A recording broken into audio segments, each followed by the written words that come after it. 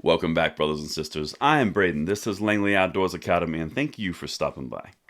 All right, guys, the video that we're going to talk about tonight, or the article rather, on this video, is going in Philly.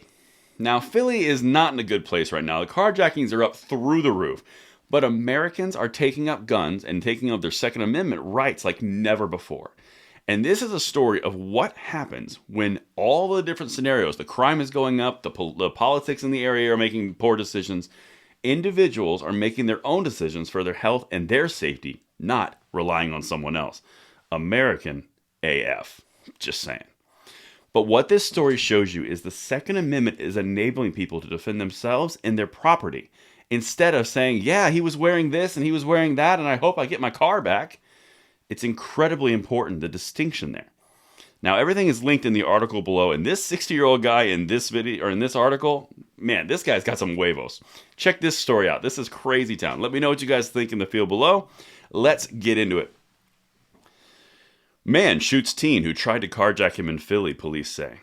The ordeal began Thursday around 7:30 p.m. Okay, it's getting so much so that you can't even say nothing good happens after midnight anymore. Now you got to say nothing good happens after 5 p.m. Like, the crime wave is obviously going up, and it's motivating people to defend themselves. You've got gun ownership going up in LA. You've got gun ownership going up everywhere. And it's going against the gun controller narrative because I have a funny feeling, kind of wanted everyone to rely on the police a little bit more and the institutions and the systems. Nope.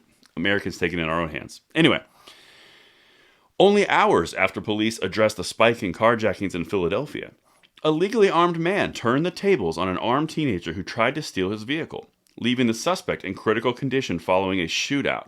Now listen to the details of the shootout. This is crazy. And also, I'd like to point out, he was legally armed, concealed carry, legal firearm owner. In most of Philadelphia's recent carjacking incidents, a gun was involved, such as two high-profile incidents last year, one in which Temple University student Sam Collington was killed in North Philadelphia, and the other in which Pennsylvania Congresswoman Mary Gay Scanlon was carjacked in South Philadelphia. Now that one made big news, and a lot of the gun channels picked that one up because the irony is high. Listen to this. The ordeal began Thursday around 7:30 p.m. doesn't matter where it was. A 60-year-old man was leaving his car when he was approached by an armed 16-year-old boy and a second suspect. Okay, the 60-year-old guy is fully armed. He is legally carrying his firearm. The 16-year-old boy can't own that firearm legally. He can't buy that firearm legally, so I wonder where he got it. And he's also 16, so he can't possess that firearm in Philadelphia.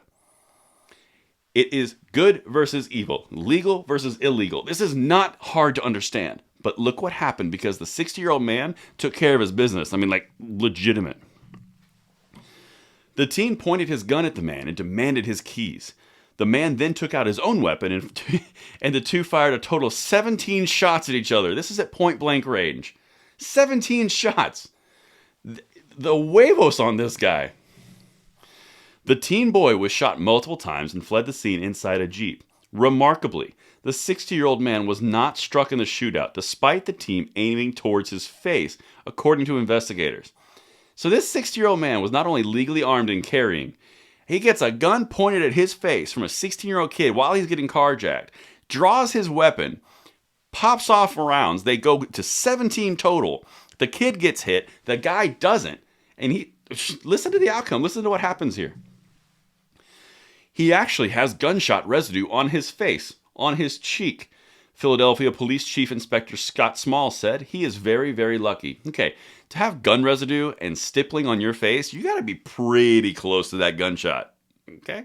This 60-year-old man has huevos del toro, okay? Look it up if you don't know what that means. But listen to what happened to the criminal who broke all the laws, all the rules. This is what happened. While the man spoke with responding officers, police received a 911 call reporting a shooting victim nearby doesn't matter. When they arrived, they found a 16-year-old boy inside the Jeep suffering from gunshot wounds to both legs and a graze wound to the chest. The kid's lucky to be alive. And I'm glad he is alive so he can face trial for what he did. But my whole point here is Americans are taking up arms to defend ourselves. What we are in the middle of is an American awakening and a kind of a renaissance of firearms rights that I've never seen in my lifetime. You've got states that are adopting Constitution carry across the board. We're lined up for maybe 7 more to drop this year before the elections. We are making moves, guys, and that is why we are doing this every single night, bringing you the news, the cutting edge of the Second Amendment happenings, and I hope you're enjoying them. Leave your comment in the field below, and I will see you on the next one. I'm Braden. See you later.